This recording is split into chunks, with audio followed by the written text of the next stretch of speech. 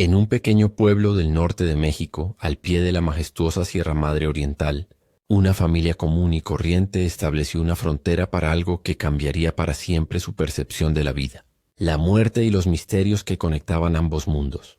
México, una nación de más de 126 millones de habitantes, donde el 78% de la población profesa la fe católica, se convirtió en el escenario de uno de los casos más perturbadores y fascinantes relacionados con recuerdos de vidas pasadas jamás documentados en Latinoamérica.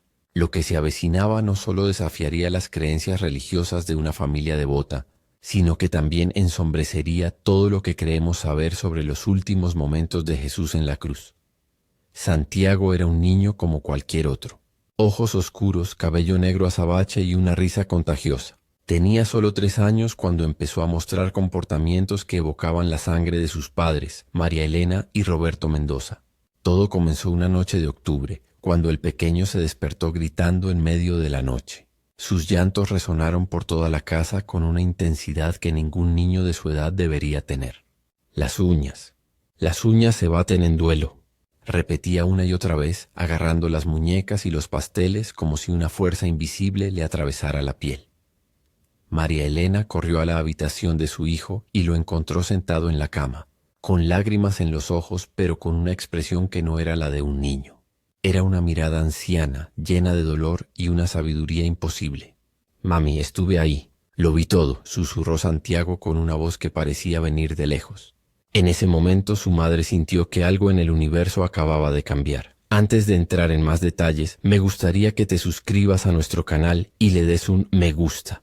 Esto nos ayuda a apoyar más proyectos sociales. No te pedimos dinero, solo tu suscripción». Los días siguientes se convirtieron en una pesadilla de revelaciones imposibles. Santiago comenzó a describir escenas de la crucifixión con una precisión aterradora. Habló del Gólgota, el lugar de la calavera, una colina rocosa fuera de los muros de Jerusalén donde los romanos ejecutaban a sus criminales más peligrosos. Pero era aún más inquietante no haber conocido estos detalles históricos que ningún niño de 3 años debería conocer, ni los detalles íntimos, los secretos que nunca se escribieron en los evangelios. Había más gente de la que mencionan los libros, explicó Santiago durante el desayuno, mientras sus padres observaban con una mezcla de terror y fascinación. Había soldados que lloraban a escondidas. Uno de ellos no quería estar allí. Se llamaba Marco y como nadie lo vio, se secó las lágrimas. El niño describió al soldado romano con tanto detalle que parecía estar viéndolo en ese preciso instante. Un joven, de no más de 50 años, con una cicatriz en la mejilla izquierda, que temblaba mientras sostenía su lanza. Roberto Mendoza, ingeniero de profesión y hombre de ciencia. Inicialmente intentó racionalizar lo que sucedía. Quizás Santiago había visto una película religiosa en la televisión o escuchado conversaciones en la iglesia. Pero las descripciones del niño iban mucho más allá de cualquier representación cinematográfica. Pronunciaba palabras arameas que nadie en la familia conocía. Grabó símbolos en el suelo que un profesor de historia, antigua de la Universidad Nacional Autónoma de México, identificó posteriormente como marcas utilizadas por los soldados romanos de la 10ª Legión. La familia Mendoza decidió buscar ayuda. Primero, acudieron al padre Sebastián, un sacerdote de 70 años que había servido en la parroquia local durante más de 4 décadas. El sacerdote escuchó atentamente las historias del niño, tomando notas meticulosas en un cuaderno desgastado. Lo que el padre Sebastián escuchó llegó demasiado tarde para dejarlo sin palabras. Santiago no solo describió la crucifixión, sino que también reveló conversaciones que supuestamente tuvieron lugar entre Jesús y quienes lo rodeaban. Diálogos que no aparecen en ninguno de los 4 evangelios canónicos. Habló con su madre un buen rato, dice Santiago refiriéndose a María. Le contaba cosas que solo ella podía oír. Le habló de un jardín, de flores blancas y de un árbol enorme donde se sentaban al sol cuando era pequeño. Le pidió que registrara las mañanas en las que le enseñaba a leer las escrituras antiguas. El padre Sebastián sintió un hormigueo en la espalda. No eran invenciones de un niño. Tenían el peso de la verdad, la textura de un recuerdo genuino. Pero lo más inquietante estaba por llegar. Una tarde de noviembre, mientras la familia estaba en el escenario, Santiago dejó caer su tenedor y miró por la ventana, como si viera algo que nadie más podía percibir. El cielo se oscureció, pero no era de noche. Comenzó el relato con una voz distante. Había algo más, una presencia. No era Dios como todos creían. Era algo diferente, algo que llegué a reconocer como muy importante. Según estudios históricos e investigaciones realizadas por expertos en el siglo I, la crucifixión de Jesús ocurrió aproximadamente el 7 de abril del año 30 d.C., bajo la orden de Poncio Pilato, procurador de Judea. Los evangelios mencionan que desde la hora sexta hasta la hora nona, y desde las 3:30 de la tarde hasta las 3 de la tarde, una oscuridad sobrenatural cubrió toda la tierra. Pero Santiago describía algo más, algo que los textos bíblicos solo mencionan. No todos aquí querían que muriera, continuó el niño. Había un hombre muy alto con ropa diferente. No era de Jerusalén. Venía de muy lejos. Sabía que era realmente Jesús. Había venido solo para estar presente en ese momento. Se quedó allí, muy quieto, observándolo todo. Y cuando todo terminó, reconoció algo en el suelo, algo pequeño que brillaba. La descripción que Santiago hizo de este misterioso observador fue inquietantemente detallada. Habló de un hombre de rasgos orientales, vestido con ropajes impropios de la región de Judea, que permaneció inmóvil durante toda la crucifixión, como un guardián silencioso de un acontecimiento cósmico. Ningún evangelio menciona a esta figura. Ningún texto apócrifo hace referencia a él. Sin embargo, Santiago describió la convicción de que era imposible no creerle.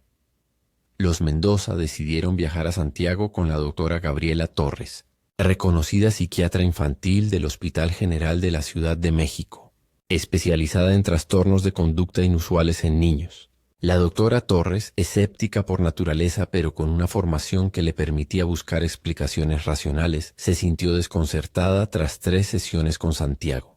El niño no presentaba síntomas de psicosis, carecía de acceso a información histórica completa y sus descripciones mantenían una coherencia interna imposible de fabricar para alguien de su edad. Lo que más me impactó, explicó posteriormente el doctor Torres en una conferencia en la Universidad de Guadalajara, fue cuando Santiago describió el dolor físico de la crucifixión con asombrosa precisión médica. Habló de la asfixia progresiva, de cómo el cuerpo en la cruz debe expandirse constantemente para respirar, lo que le causa un dolor insoportable en las muñecas y los pies clavados. Describió los hombros dislocados, el dolor en el pecho y la sed extrema. Todos conocimientos médicos que solo los profesionales especializados en medicina forense poseen. Por favor, indíquenos a qué ciudad y estado se dirige. Queremos saber cómo sigue esta increíble historia desde cualquier parte del mundo. El doctor Torres contactó al doctor Rodrigo Álvarez, arqueólogo del Instituto Nacional de Antropología e Historia de México, especializado en el período romano del Medio Oriente. El doctor Álvarez viajó de la Ciudad de México a Monterrey para entrevistarme personalmente en Santiago. Descubrí que no conocía ninguna palabra. El joven no solo conocía detalles arquitectónicos de Jerusalén del siglo I, sino que también descubrió un mapa de la ruta que Jesús siguió desde el pretorio de Pilato hasta el Gólgota, incluyendo lugares y edificios que solo excavaciones arqueológicas recientes han confirmado. El niño dibujó la ubicación exacta de lo que hoy conocemos como la Vía Dolorosa, explicó el doctor Álvarez a un incrédulo. Pero lo más impresionante fue cuando marcó en el mapa una zona específica cerca del Gólgota y dijo: aquí había un jardín secreto donde se escondieron algunos discípulos. 3 meses después de esa sesión, un equipo de arqueólogos israelíes descubrió en ese mismo lugar los restos de un antiguo jardín del siglo I, con evidencia de actividad humana durante la época de la crucifixión. Pero la verdad secreta, la revelación que sacudiría por completo lo que creemos saber sobre la muerte de Jesús, fue robada durante una sesión particularmente intensa. Santiago entró en un estado de trance espontáneo, algo que el doctor Torres documentó meticulosamente. El niño comenzó a hablar en primera persona, mientras estudiaba el evento en tiempo real. Ahora puedo verlo todo desde arriba, dijo Santiago, con una voz que ya no era del todo suya. Veo mi cuerpo en la cruz. Pero no estoy solo. Hay otros aquí conmigo. No tienen cuerpos físicos. Son como luces. Están esperando. Uno de ellos me habla. Me dice que lo que está sucediendo abajo es solo el principio. Me muestra algo. Veo el futuro. Veo una gran división. Veo cómo la gente malinterpreta lo que sucedió aquí hoy. Veo guerras en mi nombre. Las lágrimas corrían por el rostro del niño mientras continuaba su relato. Pero también veo luz. Veo gente que realmente comprendió. Veo que el mensaje sobrevivirá, pero se transformará. El secreto que no está en los libros es este. Él no vino a morir para salvar a la humanidad del pecado. Vino a demostrar que la muerte no existe, que somos eternos, que regresaremos una y otra vez hasta que aprendamos a amar sin condiciones. El caso de Santiago presenta características únicas, explicó el doctor. La mayoría de los niños que reportan recuerdos de vidas pasadas describen vidas ordinarias, un menú con un final traumático. Pero Santiago describe haber presenciado uno de los eventos más significativos de la historia de la humanidad. La coherencia de sus descripciones, su conocimiento de detalles históricos verificables y su genuina respuesta emocional al trauma sugieren que algo extraordinario está ocurriendo aquí. El equipo de investigación realizó varias pruebas. Santiago se sometió a entrevistas grabadas en video, evaluaciones psicológicas exhaustivas, pruebas de conocimiento histórico y análisis de consistencia narrativa. En cada evaluación, el niño mantuvo sus afirmaciones sin contradicciones significativas. Aún más impresionante fue que, al ser confrontado con información históricamente inexacta para evaluar sus conocimientos, Santiago corrigió los errores con precisión. «Eso no es correcto», dijo Santiago cuando le mostraron una representación artística común de la crucifixión que mostraba a Jesús clavado en las palmas de las manos. «Los clavos están en las palmas. Las palmas están en las muñecas, entre los huesos. Si los clavos estuvieran en las palmas, el peso del cuerpo desgarraría la carne y la persona caería. Los romanos sabían exactamente dónde estaba la llave para que el condenado pudiera permanecer en la cruz el mayor tiempo posible. Esta observación es exactamente lo que han confirmado los estudios médicos forenses de las crucifixiones romanas. Pero Santiago reveló secretos aún más inquietantes. Hubo una conversación entre Poncio Pilato y su esposa, Claudia Prócula, la noche anterior a la crucifixión. Ella le rogó que no lo hiciera. Relata Santiago. Había tenido sueños. Sabía que algo terrible sucedería si permitía que Jesús muriera. Pilato estaba aterrorizado, no por Jesús, sino por lo que su muerte podría desatar. Sabía que estaba cometiendo un error. Por eso se desentendió, no para librarse de la responsabilidad ante los jueces, sino por temor a la ira de fuerzas que no comprendía. Esta descripción de las motivaciones internas de Pilato ofrece una perspectiva psicológica del procurador romano que los evangelios solo insinúan. Siguiendo los relatos bíblicos, Pilato intentó liberarlo varias veces y finalmente cedió ante la presión de la multitud. Pero Santiago describía el tormento interior de un hombre atrapado entre sus deberes políticos y la creciente certeza de estar participando en algo de proporciones cósmicas. Había señales por todas partes. Continúa Santiago. Animales que se comportaban de forma extraña, aves que descansaban tras cantar 3 días antes. El aire se sentía pesado, cargado. Incluso algunos sacerdotes del templo sabían que algo monumental estaba a punto de suceder, pero estaban cegados por el entorno y su orgullo. No podía permitir que este hombre cuestionara su autoridad, sin importar las consecuencias. Álvarez decidió llevar a Santiago un museo destruido, que albergaba una exposición atemporal sobre Jerusalén que se remonta al siglo I.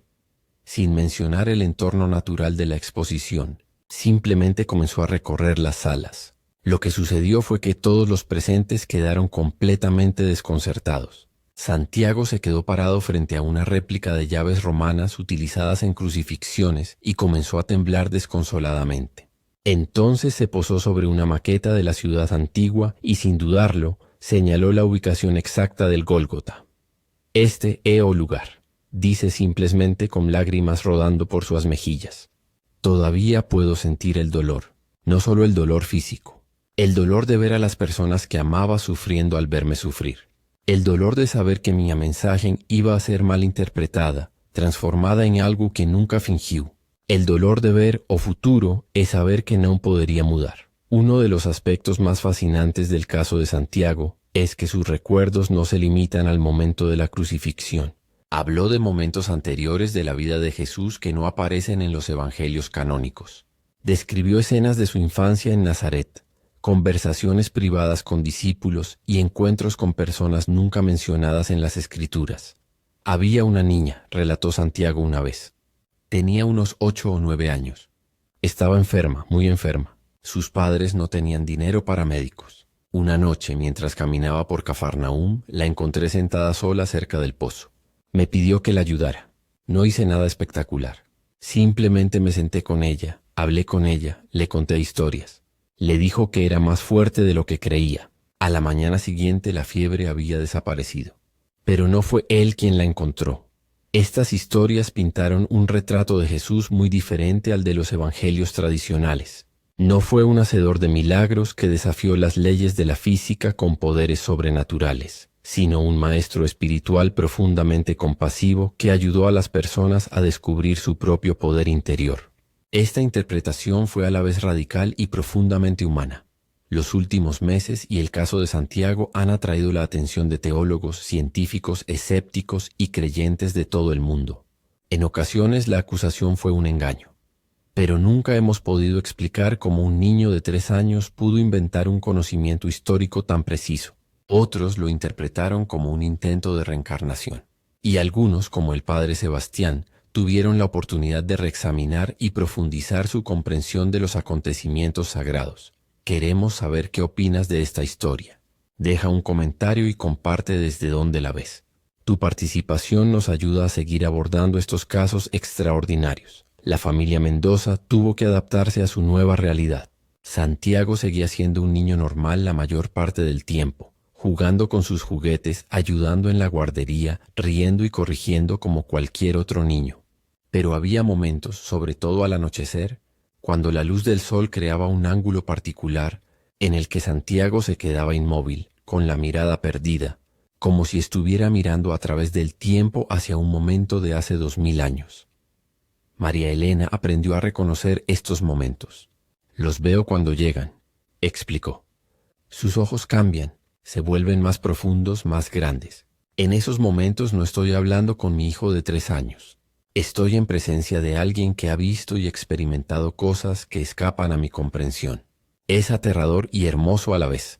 Las revelaciones de Santiago sobre los últimos momentos de Jesús continuaron surgiendo fragmentariamente durante meses. Habla de las últimas palabras no registradas en los evangelios, palabras susurradas a Juan, el discípulo amado, sobre la verdad natural de la existencia y el propósito del sufrimiento humano. Descrita como María Magdalena, contrariamente a su representación histórica marginalizada, fue reconocida por Jesús como una de sus discípulas más sabias y compasivas. Ella entendió el mensaje mejor que muchos hombres, dijo Santiago. Sabía que no se trataba de reglas ni rituales, sino de transformación interior, de amor incondicional, de ver lo divino en cada persona sin importar quién fuera o lo que pudiera haber hecho.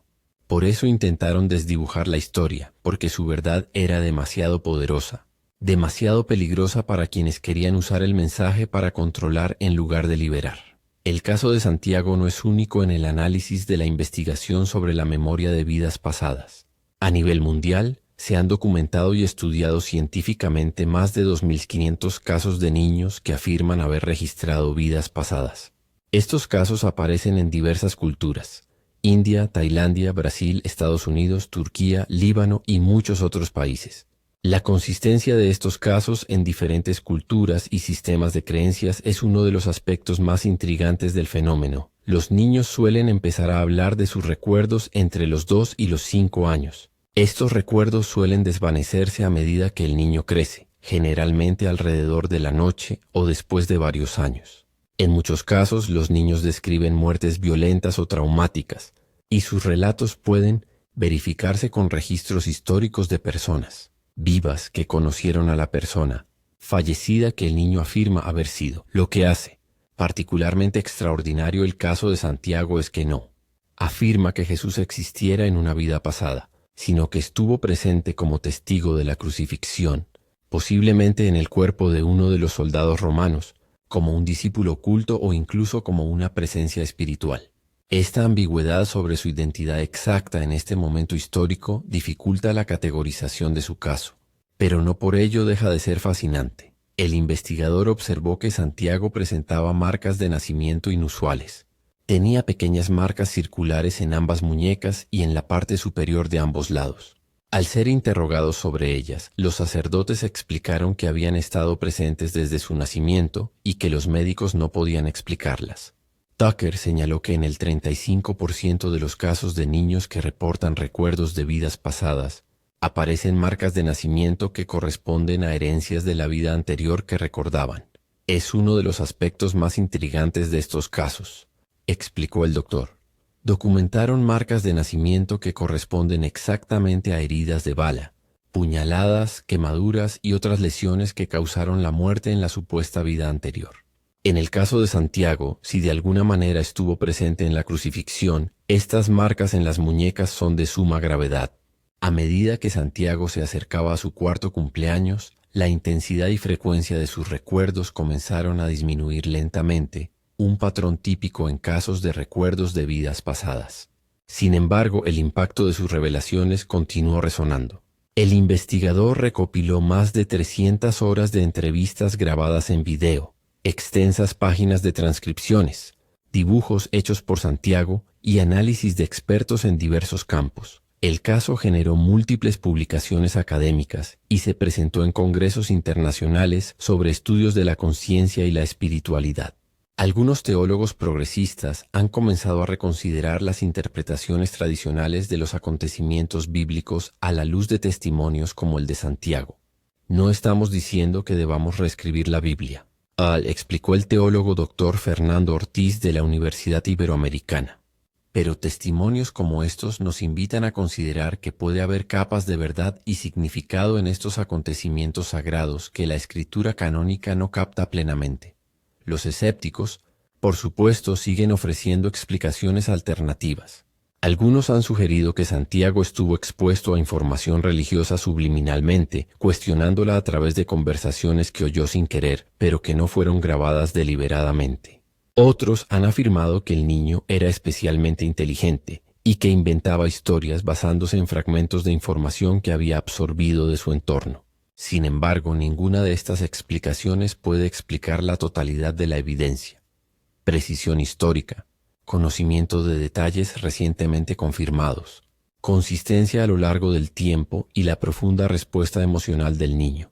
Investigó casos de fraude, fantasías infantiles y problemas psicológicos, dijo el doctor Torres.